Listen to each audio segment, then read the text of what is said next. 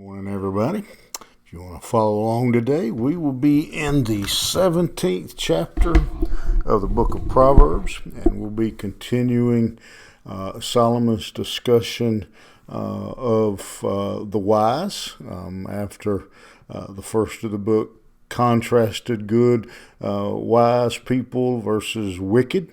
Now he's really just focusing on the actions, the duties of a wise man. And so as we continue here to look at this, he's going to talk about really just our behavior overall, how we build our life correctly, regardless of who you are, where you are in life. And he's emphasizing here really in particular in the home, in this section. You see that in the very first proverb here, when he says, "Better is a dry morsel and quietness therewith than a house full of sacrifices with strife." Again, he says it's better to have, and he's this is something evidently Solomon knows something about, because he has said it several times now. It's better to have peace in your house and no food than to have a pantry full and have trouble in your life, and to have misery in your family. And again, that no amount of money, no amount of food, nothing, it will make up for, again, not having peace and tranquility inside of one's home. Shifts gear a little bit. A wise servant shall have rule over a son that causeth shame, and shall have part of the inheritance among the brethren. Again, he says, he's saying to us that we should bless the servant in our house, regardless if he's a good, faithful servant. He says, better if you've got a good servant and a son that causes shame, take care of the servant. Don't, in particular, I think he's talking about here the inheritance, that just because they are your son, your child, if they've caused you grief and pain your whole life and your servant's been faithful, he says, take care of the servant. Take care of the one that takes care of you, and honor him. Verse 3. And I think there's a lot there. I'll back up a second on that one. I think it's a reminder to the children of their responsibility in the home, that they're not just automatically blessed. They have a responsibility as the child. I think it's a word of counsel for the servants. I think it's a reminder for the owner of the servant, the parent, to take care of those who take care of them.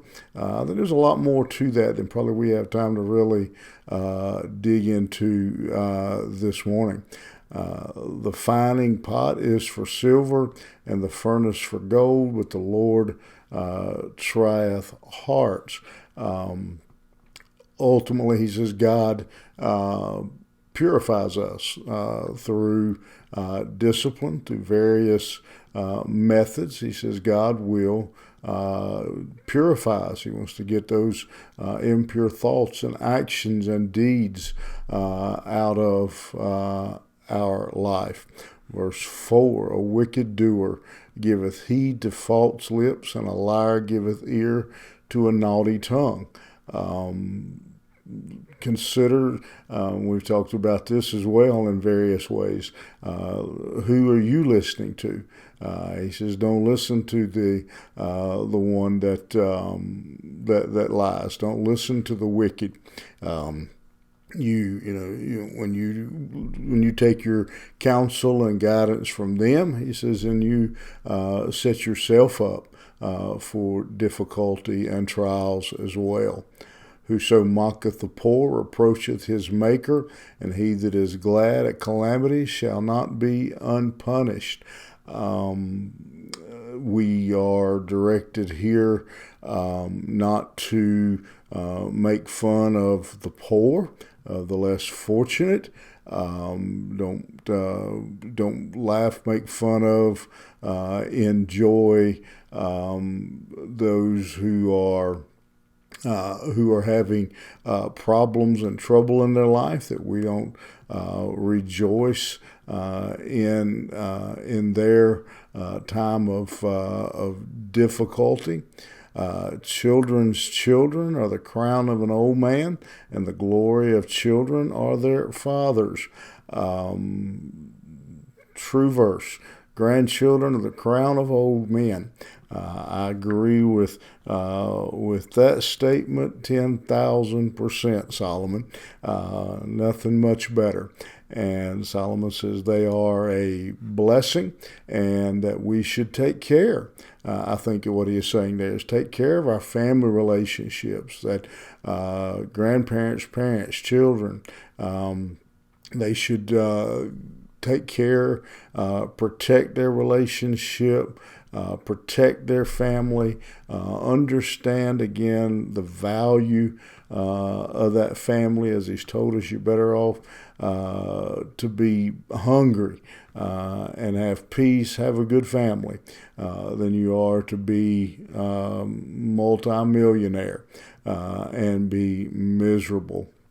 And so this section of Proverbs is bookended with two Proverbs dealing with the home specifically, but good behavior in general. If you look, you can find themes here of gentleness, of mercy, of patience, all those things are playing out in these 6 verses, these 6 Proverbs. And so it's a reminder to us, a counseling to us, that we are on our best behavior as we, in particular, in our home. Unfortunately, I think most of us know that usually what happens is we're on our best behavior out in public, and we let our guard down at home.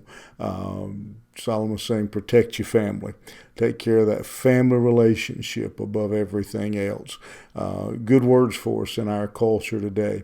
When family, even the parent-child relationship. So many parents have no love or compassion whatsoever for their children. Many children who have absolutely no respect for their parents.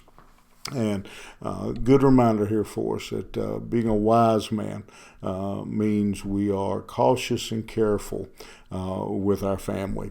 Think about that today and have a good day, and we'll see you back here tomorrow morning.